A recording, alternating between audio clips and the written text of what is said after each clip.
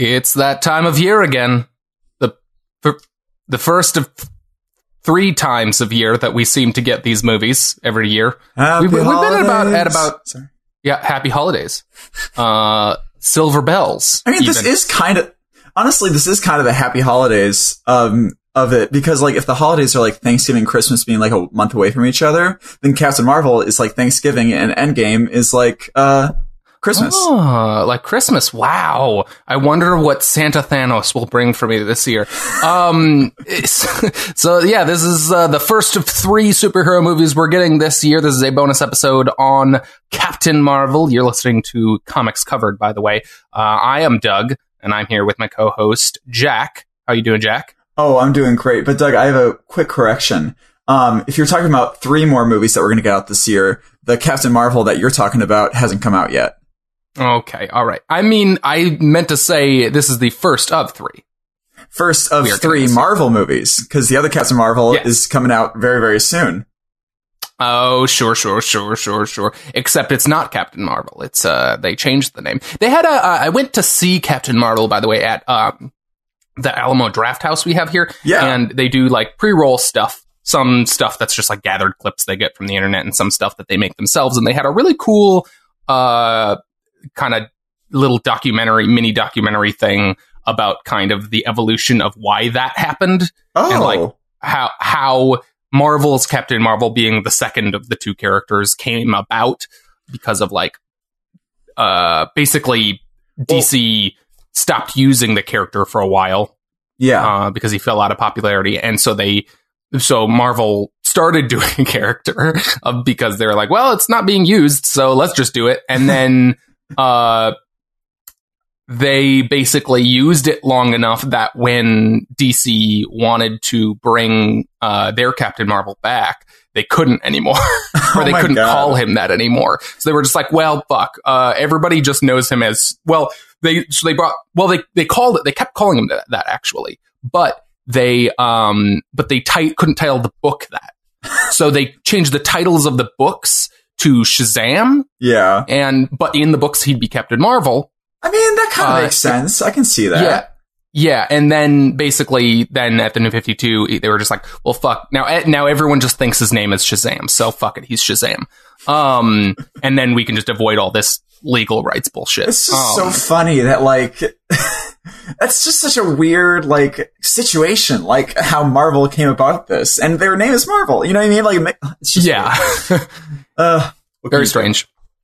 Anyways, so yeah, Captain Marvel came out just over a week ago here, and we're here. We both saw the movie. We're gonna talk about it. Should we talk some brief kind of non-spoilery general thoughts before we get into the specifics, or do you just want to get right into specifics? I mean, we can. I feel like if they don't want spoilers, they shouldn't be here. So like, I feel like we shouldn't like say like this is non-spoiler talk right now. You know what I mean? Though? Okay. Well, let's just talk about the movie then. So first little thing, but a nice thing that right off the bat in this movie, was their kind of intro tribute to Stan Lee they had in this movie. So cool. It was so well done, I feel like, too. Like, it didn't feel like hammy or like, I don't know. It just felt really nice that they put that in there. Yeah. And it, like, immediately brings me like, oh, shit. You know, like, immediately like, just gets you emotionally ready, kind of really, you know? Yeah. And if for some reason you're someone who doesn't care about spoilers and is just listening to this to hear about the movie.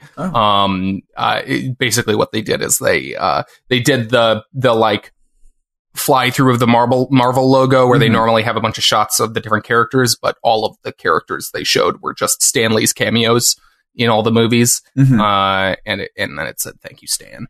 At the end, it was very nice and like kind of funny, but like very sweet. Yeah, it was just heartwarming. Like, that's kind of just how it's such a weird term to me, heartwarming, but it really describes that, I feel like. It sounds unhealthy. It sounds like that's something you should go to the doctor for. My heart is very warm. Yeah. I mean, it should be warm. It should be about 98.6 degrees. Oh, that is warm. Let's talk about also his cameo in this movie. What'd you think about it? I heard inside. Oh, not inside. I know an Easter egg of it now. Do you know what the Easter egg of it is? What the reference was? So he was reading the script to Mallrats, right? Yeah, I think that's so cool. He had a small part in, and so basically he was in his cameo in this movie. I think the first one where he's literally Stan Lee. Yeah, he's literally playing himself. I think it's so great. Such a nice. I haven't seen that movie, but have you? I have not. I've tried to watch various Kevin Smith things throughout the years, and I don't think it's for me. I can't really make it through much of any of them, honestly. Yeah. I gotcha. I wonder, do we know how many cameos they have filmed for him? I know they said someone's, I'm sure, made a list. Yeah. But, okay. But yeah, no, I thought it was really fun, that little, like, nod that they, like, a little moment of recognition that Captain Marvel and Stan Lee kind of share. You know what I mean? And it's just, like, the little smile. I don't know. It's really, really cool. Like, I didn't feel like it was, I don't know. You know when they have some of those after posthumous, holograms of like musicians and stuff? I fucking hate that shit. I think it's stupid and dumb.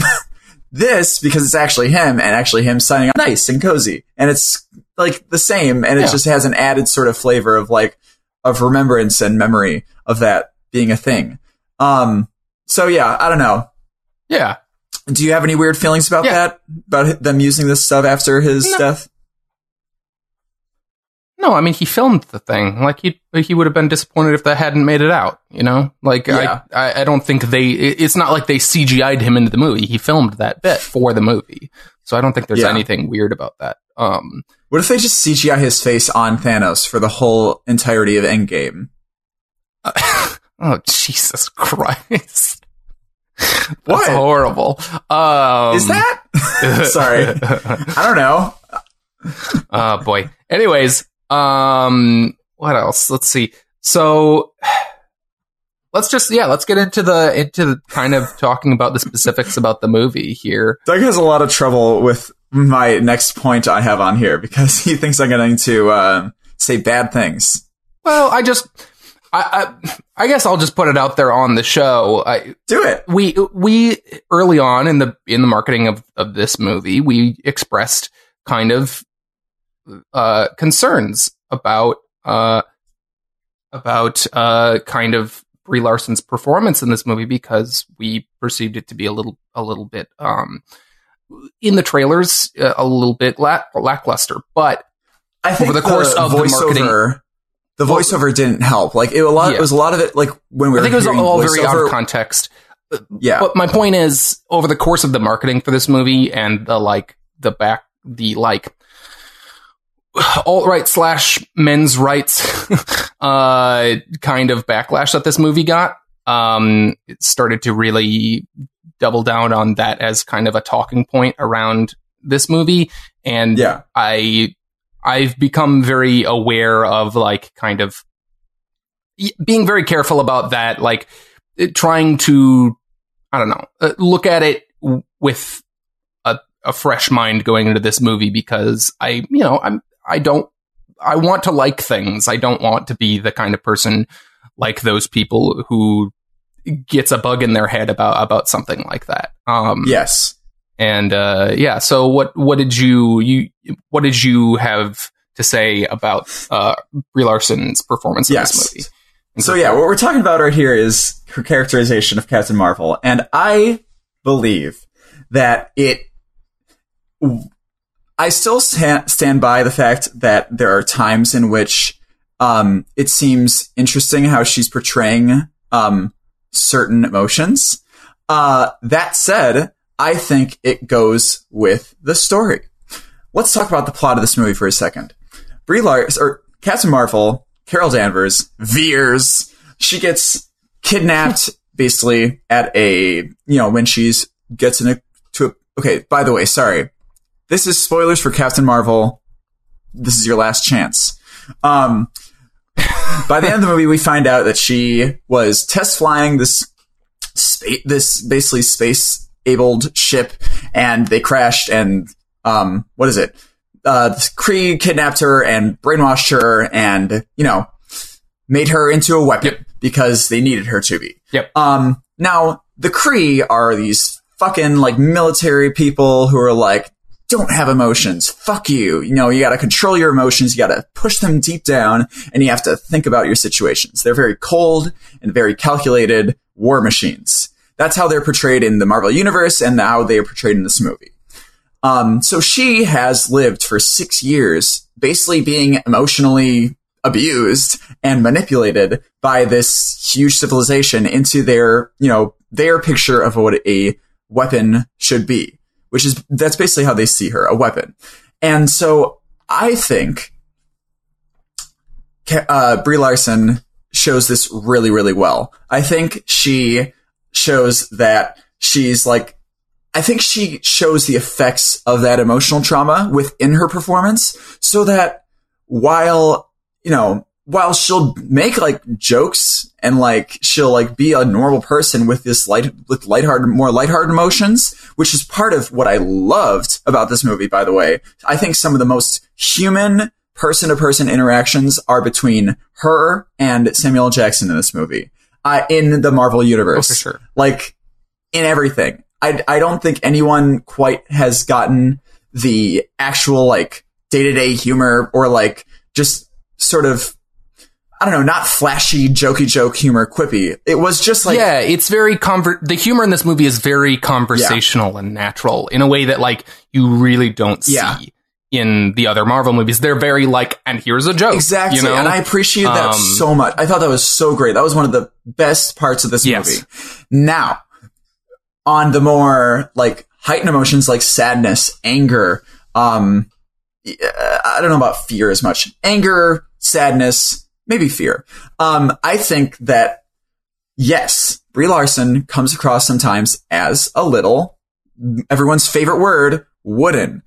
But I think that is a plus, and I think that is a character choice for the fact that she has spent 6 years being brainwashed and emotionally traumatized to push those feelings down. Why would she be able to express those feelings in a way that would look normal to us if she's been doing this and she's brainwashed?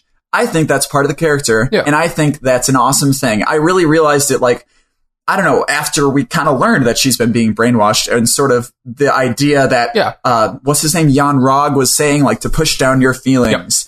Like, that's what she did. How would she... Yeah, for sure. That was literally a plot point that was like literally a theme in the movie, was like, that she was constantly being told to like don't let your emotions get the best of you. And I think she actually showed a progression of that too. Like she fucking lost it and she got nuts and she went Super Saiyan and it was great. And I don't know. I think it's really stupid to say that the entire performance is bad when you have like amazing conversational writing but also conversational like performance, like, but on the other hand, yes, you do have those, you know, heavier emotions that aren't as expressed well because it makes sense. So I don't know. Does that alleviate your worries, Doug? I think it absolutely makes sense. It makes sense within the themes of the movie. I think she played the character, how the character would have reacted to things, because, you know, like, not only was she brainwashed by the Kree and told to suppress her emotions, she was also, I mean, before that, she was a fucking... in the Air Force, trained to be in the Air Force. You're right. Air Force test pilot. And she was, like, specifically, like, told that was, like, something she couldn't do because, like, women can't be Air Force pilots. And so they had to go do this, like, test pilot thing. So, like, she was very used to, I think, like, mirroring that very cold army or military style of kind of persona. I think it very much needed the context of the movie to really kind of understand who the character was and what she was doing with her performance, because I think it absolutely works in it. And that said, I agree that the small moments are the moments where her performance really shines, because she is a very, like, her character is just, it is, I don't know, she's got a charm to her when she's talking to people. it all feels very natural, and I really, I really appreciate what she was doing in this movie. Definitely. But like, I'll say, and I know you're not going to like it, like, I'll say that I think there is merit to the fact that she's wooden, but I just think that that's a great characterization. I think that's a perfect plot point for it. You know what I mean? Like, I can see how people would hate on it because of their, you know, inclination towards not liking this movie for whatever reason, I guess. But like, fuck you. Like, it makes sense with the character. So yeah. All right. Okay. Well, anyways, yeah, so that's it. I'm glad it didn't make you mad, Doug. Yeah. I just wanted to put the whole thing in kind of context. Yeah. So we mentioned Sam Jackson's Nick Fury. So you put a note on here that it was a CGI de-aging. I'm actually not 100% sure. I have not researched this. What? But, it's definitely CGI de-aging. Is it CGI? It's the not man just makeup. Is 70. Yeah, but he doesn't look that old, though. I don't know, man. That is not that. Doug, it's CGI. I'm sorry. It is. They have already said it. Like, they CGI de-aged him and Clark Gregg. All I know is Guardians 2, I swore to God that was CGI, and then Kurt Russell, for what it's worth afterwards, was being like, oh no, that was 100% makeup. I have a special makeup guy who like knows how to do that. I feel like that's, I mean, okay, who knows? I'm not 100%. It was Kurt Russell. I'm not sure if he is 100% aware of what's happening in post on these movies, but yeah. Anyways. I don't know. But I thought that if it wasn't CGI, then good for them. It was probably CGI. But it looked damn good, I thought. And I saw no seams in it. He looked like young Sam Jackson. I personally forgot the man was 70 years old. That and the way he like moves. 70? He's fucking 70. Okay, I have to confirm that. Okay, go ahead. He looked age appropriate. It was not distracting. Like it, I wasn't like trying to look for the signs of CGI. I was just like, oh, it's young Sam Jackson. And not even really an uncanny valley sort of thing too. I don't know if everybody is aware of that sort of thing. I know you are, Doug. Fuck you. The uncanny valley is when technology, when graphics and stuff become so real looking that our eyes and the way we look at it doesn't really, like, we can see the minute difference in it. So the more real it gets, actually, we see it. It's the space between being able to immediately tell that's CGI and not being able to tell actually being more problematic, at the point where you can see it's CGI because it feels wrong as opposed to just feeling like CGI. But I didn't feel like that here. It feels like photoreal, but you're like, something's weird, you know, and it's upsetting. But I didn't feel that at all here if it was CGI. So they must have done it they must have done it just in the right places. You know what I mean? Like but also I will say one thing. Sometimes the way Sam Jackson moved in this movie reminded me that he was an old man. Like, I don't know. Maybe it was like when he was like being injured, but I swear when he's walking, it was like, oh, that's an old man walking, but it's young. You know what I mean? Yeah. Whatever. You never know exactly about that. Overall, I was completely immersed with young Sam Jackson, and also immersed in like the sort of time period too. I think all this stuff sort of helped with like just the overall setting and how it was used to play off of like humor, but as well as just like a total, I don't know, just in general immersion into the history. I go back and forth on how I feel about the 90s setting in this movie. I think ultimately I actually really like how they treated it because I went into it expecting a lot more kind of like jokiness around like, hey, look, 90s stuff, you know, like it was going to feel like, you know, when people set a movie in the 80s or whatever, you know, but it didn't really feel like that. I don't know how much of that is because we're not that removed from the 90s. And so it doesn't feel that drastically different to us, or how much of it is because they just like downplayed it in the movie.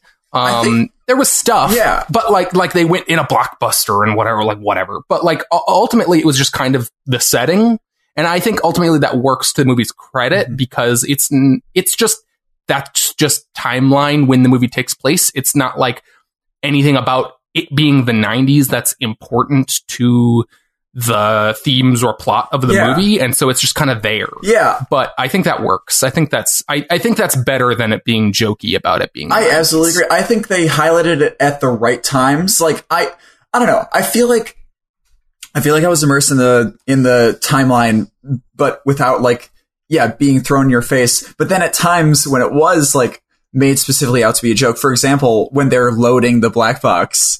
Like the scene where they're like, they put the CD in. There were little jokes. Well, no, that's like, even, I just think that's a great beat. Like, I think it, like, at some point you forget because they're not throwing it out at you. But then when they do something like minor, like put a CD in and you wait there for 5 minutes for it to load, and the people who are used to these huge technologically advanced things. Well, yeah, that's worked specifically because it was in contrast to an alien race who, like, technologically advanced, and so like the fact that they had even older technology than we have, like, definitely worked as a comedic beat without it feeling like, you know, like a forced 90s joke. I think they made smart choices about when to make it a point that it was in the 90s.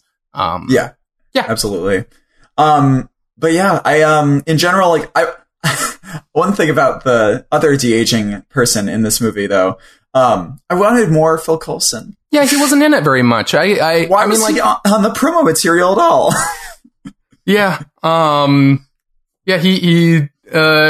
He showed up in a couple scenes. He had a few lines.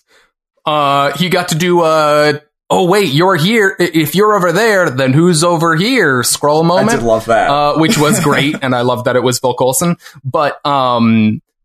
But yeah, I it's hard to say I wanted more of him because, like, I don't know how much he actually fit into the story of that movie anyway, other than it just makes sense he would have been there. Yeah. I think is the reason he ended up being in it. But, like, yeah, because he didn't really do much. He didn't even really have much dialogue that was very Phil Coulson-y. Because Phil Coulson has a very specific kind of style of, like, dry humor that wasn't really present in his performance here. But and also maybe that's because, like, at this point he's sort of a rookie and sort of he kind of came off as a doofus in a way. He was just kind of like Sam Jackson's sidekick who kind of got pushed to the side after, like, they had to, like, run off on their own. It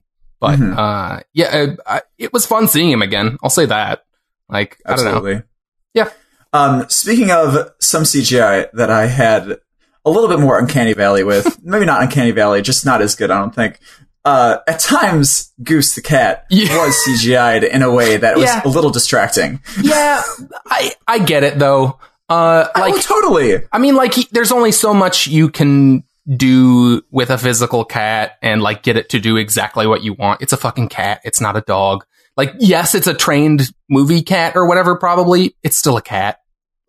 Yeah. You know? And also... no, it's a flurkin. It's a flurkin. Which, by the way, okay, so in the movie, so first off, Goose the cat, very cute cat. Very, very cute cat. Yes. It turns out at one point, to be... By the way, a reference to Top Gun.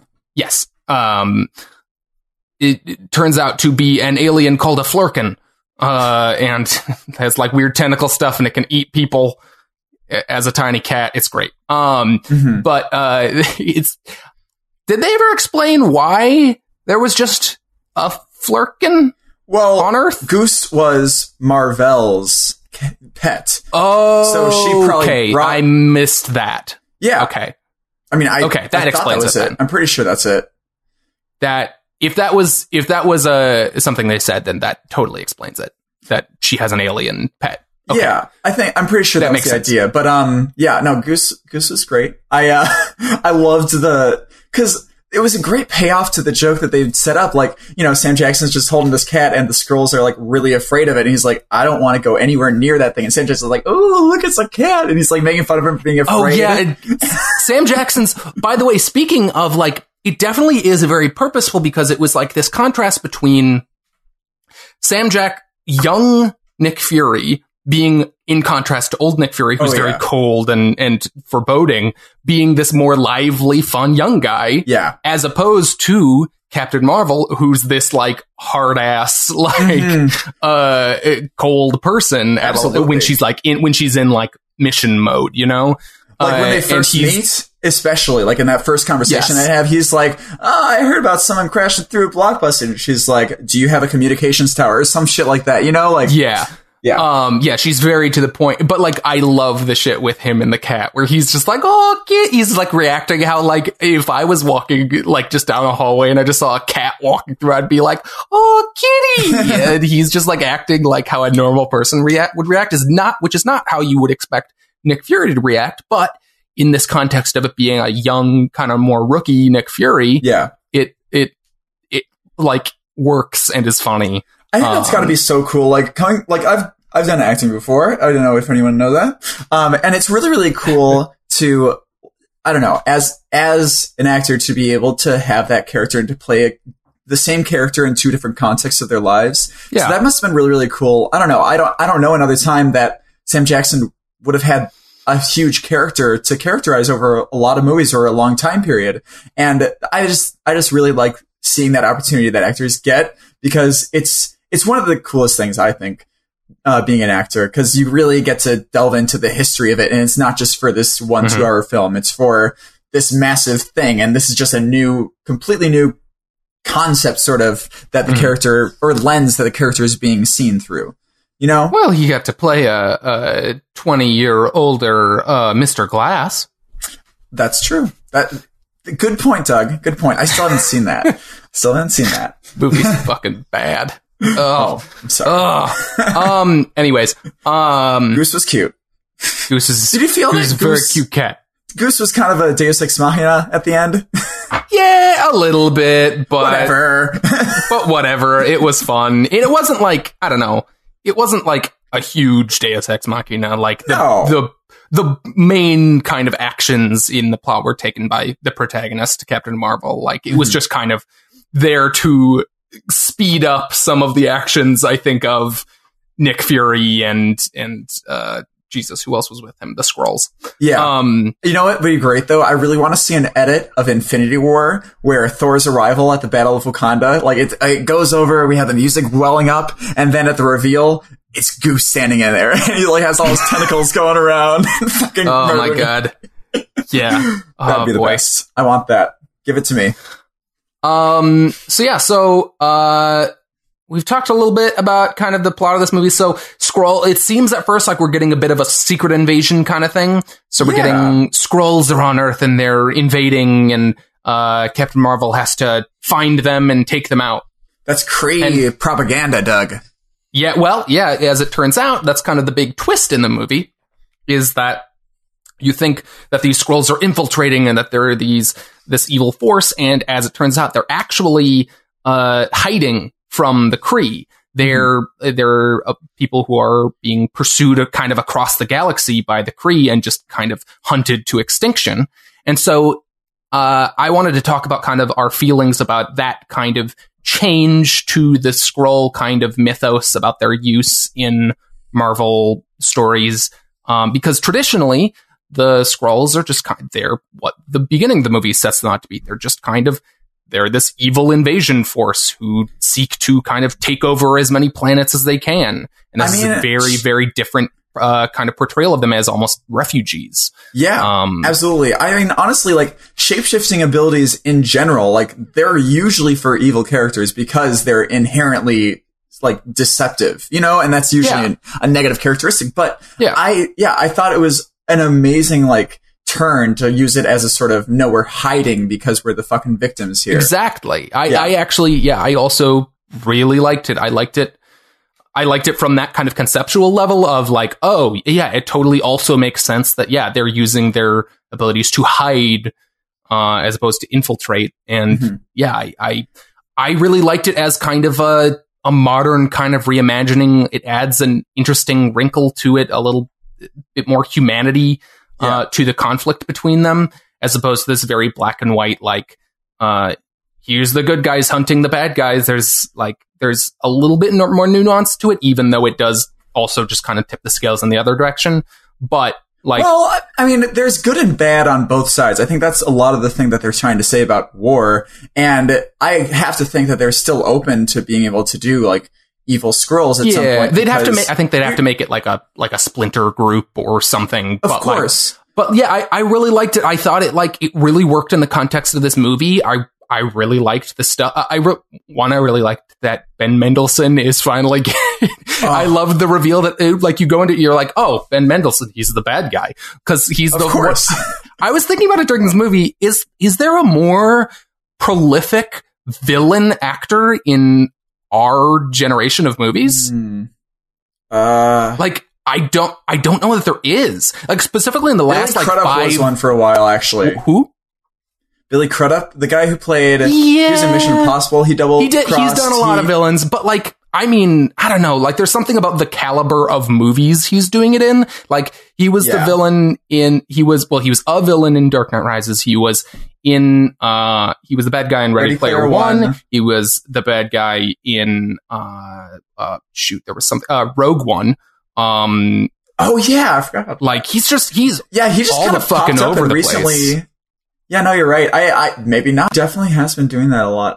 But yeah, it was a really, really cool thing because immediately, when he comes in as the director of S.H.I.E.L.D., it's like, oh yeah, this guy. Like I forgot he was in this movie, honestly. But I was like, oh yeah, that's that guy. Of course. Well, yeah, I mean, most of the time he's in his Skrull makeup. Yeah, but he was absolutely great in this movie. I thought he had a charm to him that really, really brought the alien like.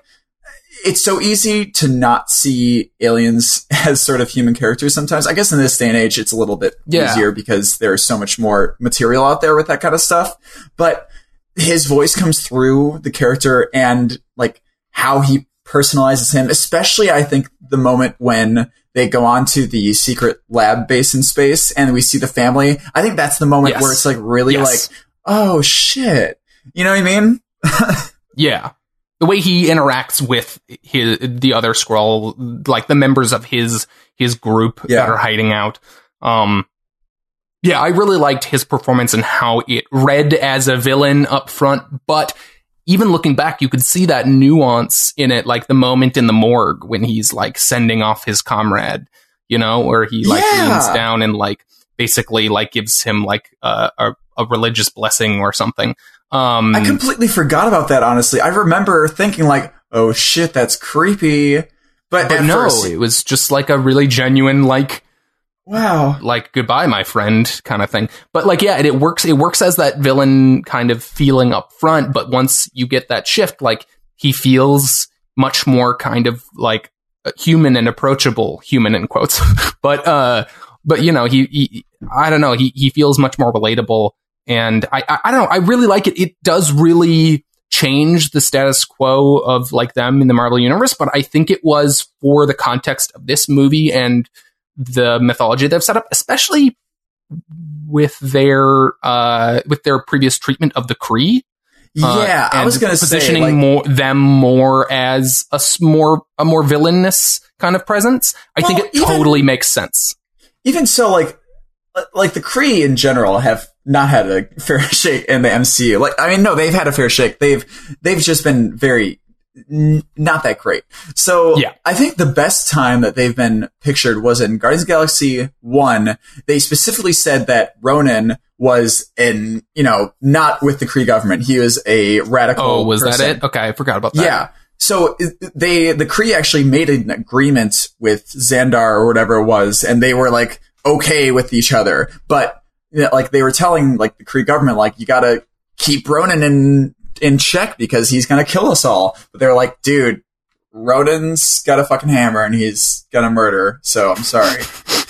I mean, no, that's literally what they said in that movie. And I think that was an interesting like evolution from what we see right now, which is like basically their whole race is kind of like Ronan was. And that's why he's like accepted and everything. But also I have been watching season 5 of Agents of S.H.I.E.L.D. and the Kree are dicks there.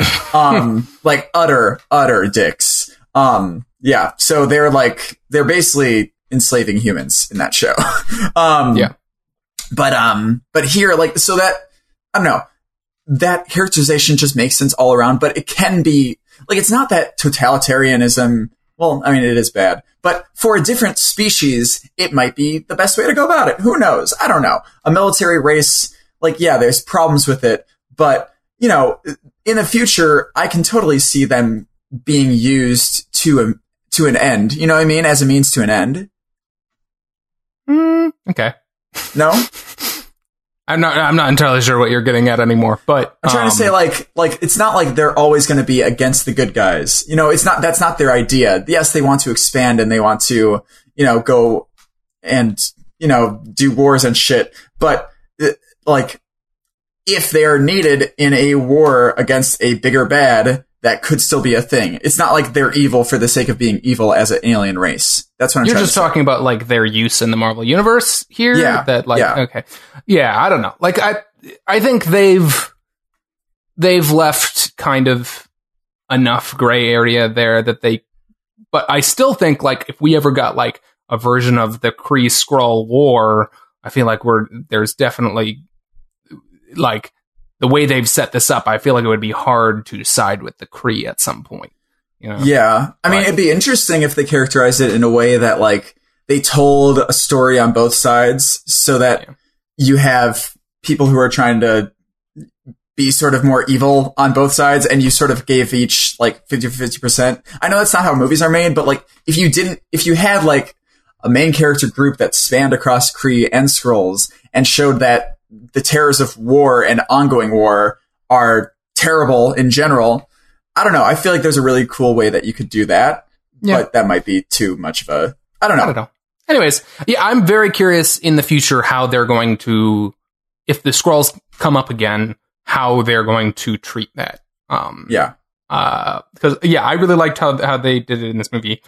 I personally hope that they continue it, although I could definitely see space for a villainous group of them or something if they wanted more secret invasion-y stuff. But anyways, also, I love the whole aspect of like, oh wait, you're still over there? Who am I with then? I really want more of that. So like, I think I got like the exact kind of amount I want of the body snatching Skrull stuff in this movie. I don't know that I need a whole another movie to just do more of that.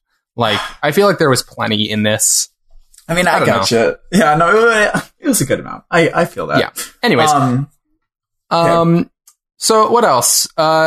We could talk about, is there anything kind of that we didn't like in the movie at all? That we felt could have done, like, better or something? Yeah. One thing that I thought was weird, every single scene with the the AI that they have, Supreme Intelligence, was really dumb to me. I thought it wasn't, I don't know. I wasn't really sure what they were getting at with it. I'm not sure why it had to be Marvel. Like, why, like, I get that it was like messing with her or something, but like, I don't know. I'm not really sure what it was trying to say with that. Like the movie, like, other than like, I guess we want to have more of, what actress is that? Annette Bening. Like, we want to have more Annette Bening in the movie because she's not in that much. So here's a place for her, I guess, because it can appear as anyone. It. I feel like I feel like that was the only motivation for it being Annette Bening. Because I don't really get it, and like, I don't know, she played it fine. Like, she played it well, actually. Like, I thought she was like suitably menacing in the later parts of the movie, but like, there was something, but it just felt unmotivated, just kind of generally having her there. I don't know. Yeah. What'd you think of Jude Law in this movie? I thought he worked. He was fucking, like, I think Jude Law is a very likable actor, and so it totally worked up front to just kind of tacitly get you on his side, just because, like, oh, Jude Law, and like, he's on the side of Captain Marvel, so he must be good. And then like, but then Jude Law can also, and does, play like a really good dick. Yeah. You know? And I kind of wish there had been more to that conflict at the end. Ultimate fight. But also, I think specifically what they were saying there works. I think it works for the message of the moment.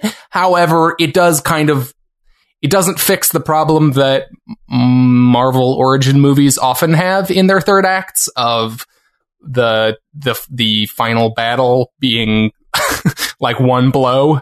Yeah, just kind of a thing that they do sometimes. But I did like you said though, I liked the general concept of what it was. Like, it was great, and I don't know, it was annoying, but I hope that means that we'll have maybe more Jude Law in the future. Because I liked him as that character. Just for this one, like, it just felt. I mean, I don't know if it felt like a letdown even, anyways, because it would have felt kind of stupid if she kind of went with his word. You know what I mean? Like, the way he set her up before that, like, if she had like not used her power, then like beat him up hand to hand, I feel like that wouldn't have been. I feel like it was all a manipulation because he knows she can beat him immediately like she does, and it's him using his kind of power over her to like, and telling her like it's the same it's the reason she had been she had not kind of had access to these powers before, because they had been making her suppress her emotions. And so he's like, don't let your emotions get the better of you, is the exact kind of thing that she needs to reject now, in order to kind of embrace her new persona. And so it definitely is a moment that really works in this movie. It just, with the like pattern of how Marvel movies kind of go in that last part, it was a little bit disappointing to not see, because it did feel like we were getting to this big climactic battle when they like because I kept thinking like, oh, are we not going to get that showdown between her and Yan-Rog, because that's where the like conflict really is. And then finally they're on that plane together, and it's like, boop, it's over. But whatever, it works. I don't know. I don't know. What do you think about her, like the status of her powers? And how much there is. Like, just that she's very powerful? She's so powerful. I don't know. Like, we've got fucking Thor out there. There's definitely space for, like, a very powerful character. I guess so. But Thor, like, he kind of found, like, the breadth of his power in his last movie.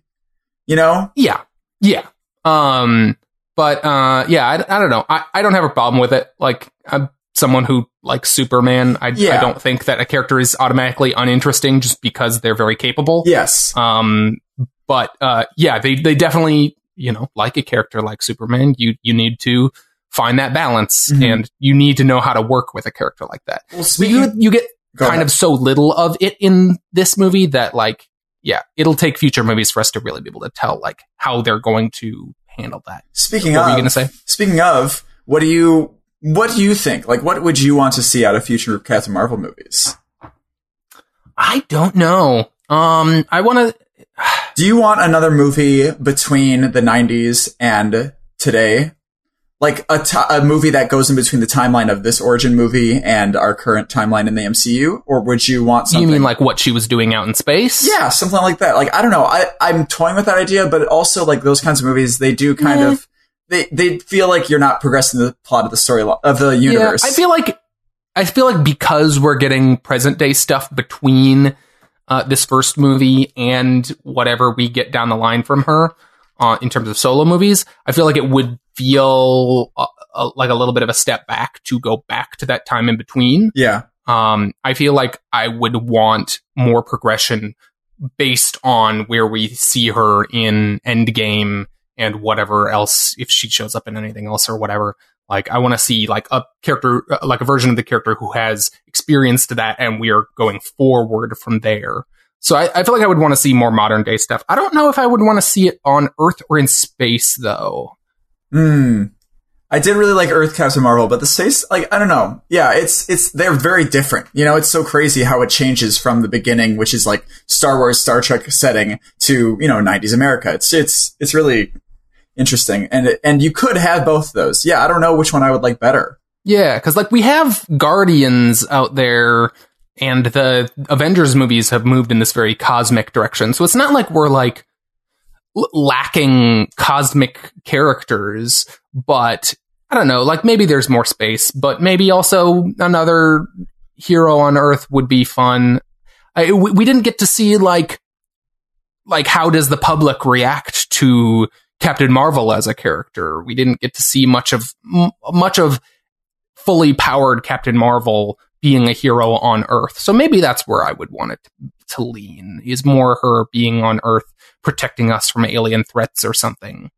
I'm not sure. Honestly, we have to take into account that these are going to be some of the last movies of a lot of the ones on Earth. You know, we have the last movie for, what is it?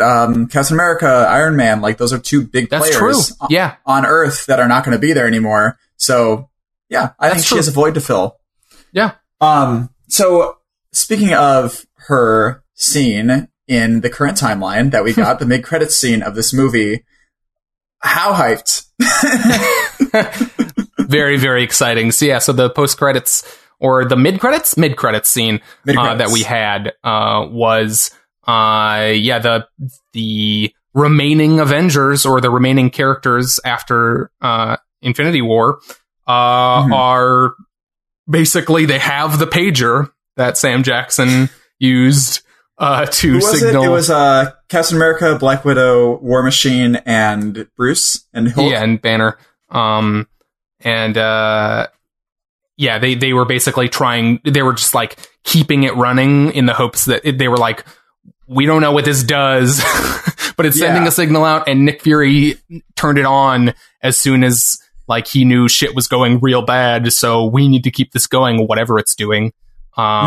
And then fucking, Captain Marvel just shows up. I was not expecting them to do this sort of thing. Like, that was kind of crazy. I was really jarred when I saw like Scarlett Johansson. I was like, oh shit, this is happening. I think both of us were in agreement. We talked very briefly about the post-credits scene, or about this scene, that like we were expecting her to like make her like modern day introduction to the universe in Endgame, but they do it here, so it does seem like she's just gonna be there in the beginning, I assume, of Endgame, and that's totally unexpected, and I think that's fun. I wonder if people who don't see this are going to be confused about her being there in that movie, but that's always kind of the risk of doing big stuff in these scenes.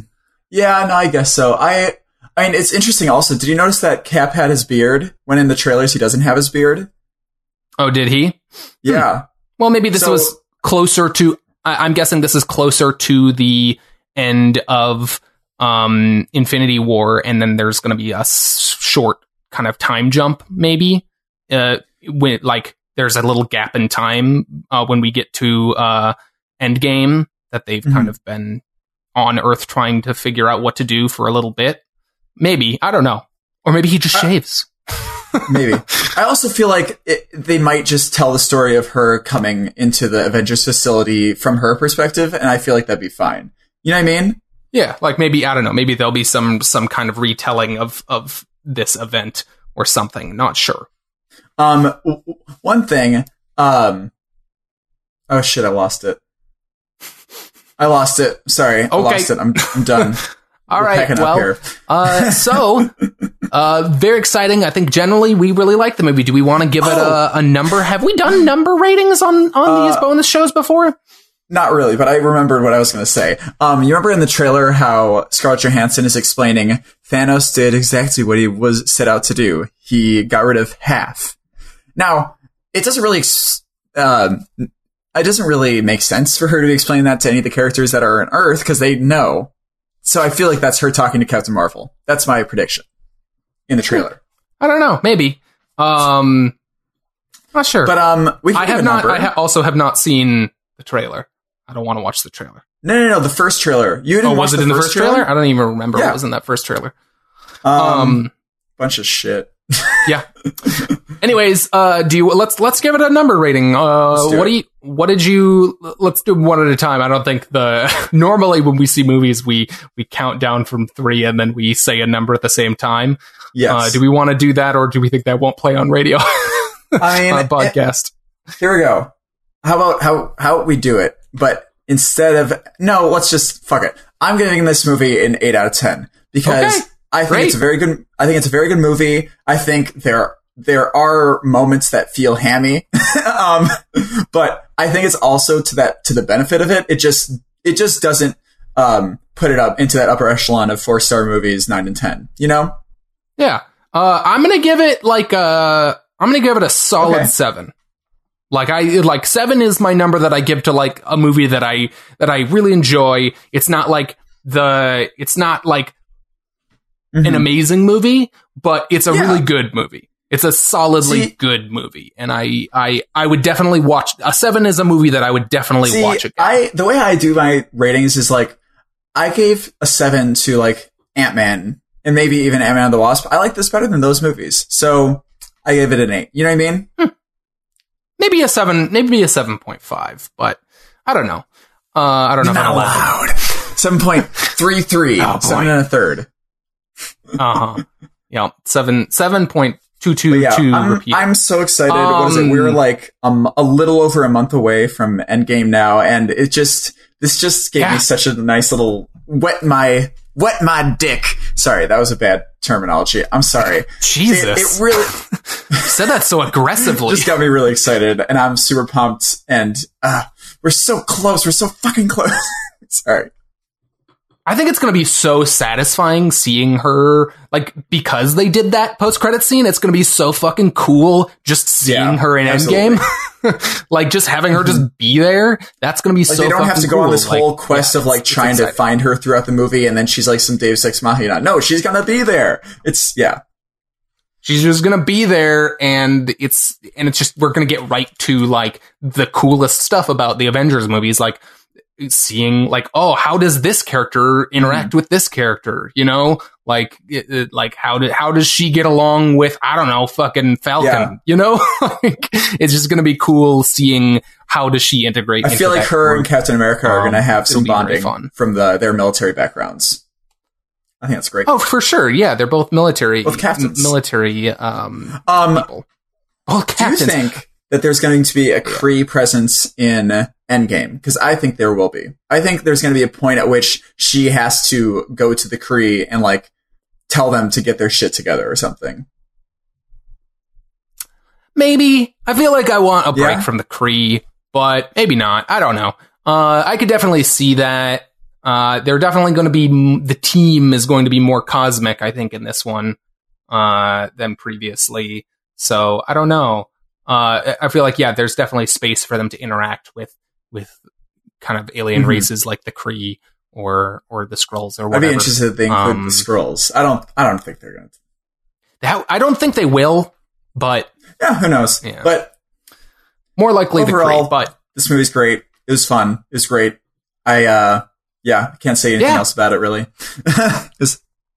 How would you? So you'd put it like at an 8, would that be like in the upper class of Marvel movies, or is that like upper middle? Like I think I have 3. I think Marvel movies have had 3 main number ratings of me. It's 7, 8, 9. So I think it's in the middle. Yeah, maybe it's not specific enough. I don't know, but I think Thor: The Dark World was a 6. That was the only one that was down there.